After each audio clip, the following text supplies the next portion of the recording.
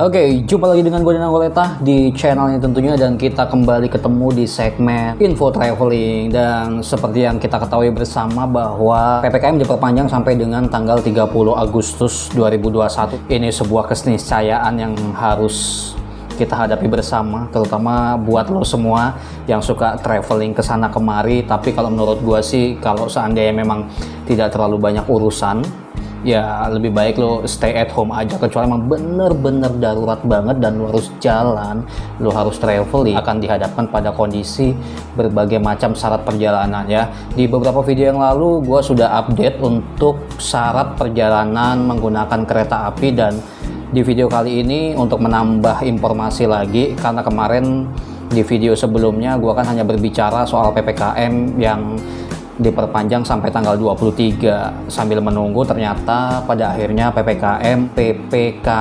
pembatasan pergerakan kegiatan masyarakat ya. Gue selalu nggak apal terus gitu kan, jadi gue update lagi hari ini. Jadi untuk syarat perjalanan naik kereta api di masa PPKM yang diperpanjang sampai dengan tanggal 30 Agustus 2021, dan gue nggak tahu ya nanti di periode September seperti apa, tapi kalau misalnya ada update lagi akan gue informasikan ke lo. Oke, secara garis besar untuk syarat perjalanan naik kereta api di periode PPKM yang akan kita lalui sampai dengan tanggal 30 Agustus 2021 ini tidak jauh berbeda seperti kemarin, tapi gue update lagi ya, seperti diinformasikan dari situs antaranews.com yang diupdate 8 jam yang lalu pada hari yang sama. Berarti ini masih fresh banget ya. Gue akan update dua informasi syarat perjalanan kereta api. Yang pertama, perjalanan kereta api jarak jauh.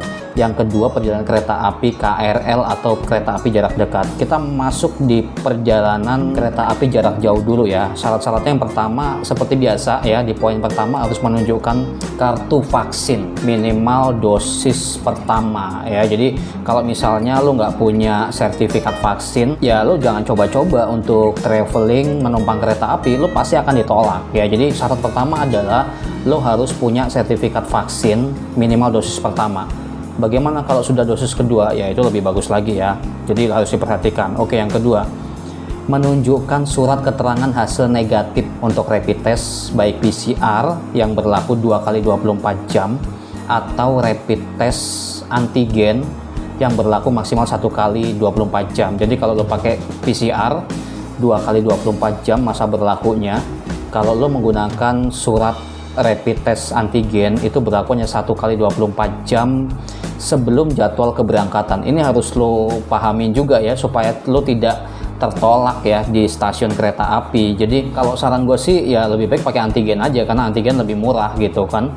Kalau PCR saat ini masih berkisar di 500 sampai 600 ribuan ke atas lah ya. Oke, itu harus diupdate juga ya. Jadi lo kalau mau perjalanan traveling menumpang kereta api, selain lo punya kartu vaksin, sertifikat vaksin dosis pertama minimal, untuk poin kedua lo harus memiliki surat rapid test PCR yang berlaku 2x24 jam atau antigen yang berlaku 1x24 jam. Itu wajib dan harus ya, supaya lo nggak tertolak. Nanti gue kasih informasi berapa ribu orang sudah tertolak. Untuk yang ketiga, penumpang yang berusia di bawah 12 tahun untuk sementara waktu tidak bisa menumpang kereta api. Jadi kalau lo mau traveling bareng anak lo yang usianya di bawah 12 tahun ke bawah, nggak bisa.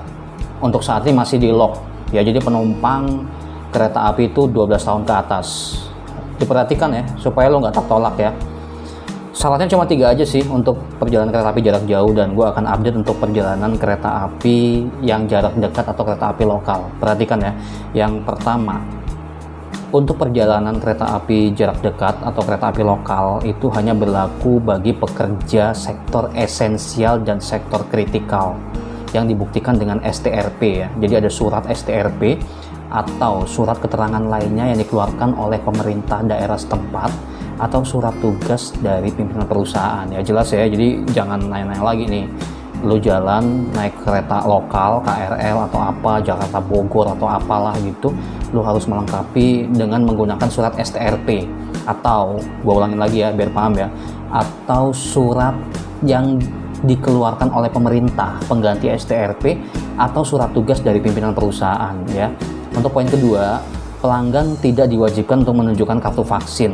Ya, jadi kalau jarak dekat tidak diwajibkan untuk menunjukkan kartu vaksin dan surat keterangan hasil negatif PCR maupun antigen. Namun akan diberlakukan untuk pemeriksaan rapid test antigen secara acak pada pelanggan stasiun gitu ya. Jadi perbedaannya adalah kalau jarak dekat itu tidak seketat jarak jauh ya. Kalau jarak jauh kan tadi harus menunjukkan sertifikat vaksin minimal dosis pertama, kemudian harus melengkapi dengan surat rapid test antigen atau PCR. Kalau untuk perjalanan kereta api jarak dekat tidak menggunakan itu semua, hanya menggunakan surat STRP atau surat keterangan lainnya yang dikeluarkan oleh pemerintah setempat atau dari instansi tempat lo bekerja. Ini hanya berlaku untuk perusahaan-perusahaan di sektor esensial dan juga kritikal ya, paham ya? Oke, mungkin itu aja sih ya untuk updatean terbaru syarat menumpang kereta api jarak jauh dan jarak dekat. Dan kalau misalnya lo masih kurang jelas, lo bisa baca ya di link deskripsi, udah gue sematkan di situ informasinya. Dalam waktu dekat ini untuk semua perjalanan menggunakan kereta api laut ya dari Pelni dan juga menggunakan bus kota, bus jarak jauh antar provinsi, itu semua wajib menggunakan aplikasi Peduli Lindungi. Yang jelas lo harus udah mulai siap-siap karena sementara ini untuk aplikasi Peduli Lindungi hanya dipakai pada saat penerbangan menggunakan pesawat terbang. Tapi dalam waktu dekat ini, kalau menurut gua sih prediksi sekitar awal September itu semua perjalanan transportasi darat, baik kereta api, bus kota, bahkan sekarang di mall juga masuk itu wajib menggunakan aplikasi Peduli Lindungi. Jadi lo bisa download ya di Play Store atau di App Store. Pada saat video ini dibuat, aplikasi Peduli Lindungi di Play Store itu baru di-download sama 10 juta orang. Sementara masyarakat di Indonesia kan ada 200 sekian juta ya, berarti baru sedikit banget yang menggunakan aplikasi itu ya.